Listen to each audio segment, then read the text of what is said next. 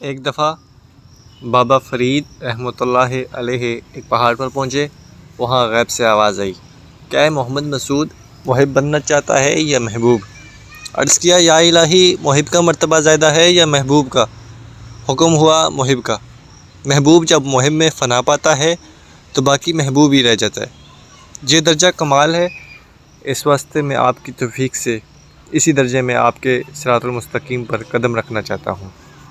حکم ہوا کہ اس راستے میں امتحان شدید ہوتے ہیں، چنانچہ اسی بارے آیت سپارہ 2 میں آ چکی ہے، سورۃ البقرہ آیت نمبر 155۔ اور ضرور ہم تمہیں آزمائیں گے، کچھ ڈر اور بھوک سے، اور کچھ مالوں اور جانوں اور پھلوں کی کمی سے، اور خوشخبری سنا ان صبر والوں کو۔ بابا فرید رحمۃ اللہ علیہ نے عرض کی کہ بشر الصابرین الزاہدین کی خوشخبری بھی آپ ہی عطا کریں گے، کیونکہ آپ کی توفیق سے صراط مستقیم میں قدم رکھ دیا ہے۔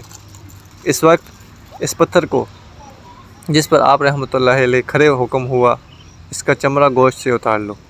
چنانچہ اس پتھر کی سل نے آگے پیچھے سے چمٹ کر تمام گوشت سے پوست اتار لیا۔ پھر ہاتف سے آواز آئی، اے محمد مسعود، تم کو کہا ہے کہ اس راستے میں آزمائشیں بہت ہے، اب بھی ہٹ جاؤ۔ عرض کیا، اب تو میں آپ کی توفیق سے اندھوں کی مثل تھوڑا سا سوراخ ہونے پر لاٹھی کے وسیلے کے بغیر رواں ہو گیا ہوں اور آگے ہی چلوں گا۔ پھر حکم ہوا کہ اس کے گوشت میں کنکر مارو۔ چنانچہ آپ رحمۃ اللہ علیہ اس پر بھی صابر و شاکر کر رہے۔ پھر جانوروں کو حکم ہوا کہ اس کے بدن کا گوشت نوچ لو۔ چنانچہ انہوں نے سب گوشت نوچ لیا۔ اس پر بھی ان اللہ و انا الیہ راجعون کے حکم سے مطمئن رہے، اور اس پر کمال رحمت اور عنایت سے فردیت کے مقام اور ندونہ نام جو مشہور ہے عطا ہونے کی خوشخبری حاصل ہوئی۔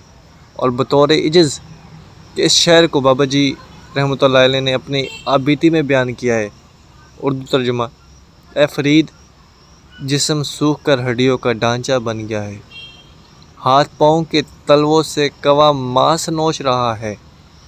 اتنی جدوجہد اور دنیاوی لذتوں سے دوری کے باوجود بھی اگر رب ساتھ نہ دے تو پھر بندے کی قسمت میں ہی قصوروار ٹھہرے گی۔ شرح دیوان فرید گنج شکر رحمۃ اللہ علیہ، المعروف فیضان الفرید رحمۃ اللہ علیہ، صفحہ نمبر 548 549۔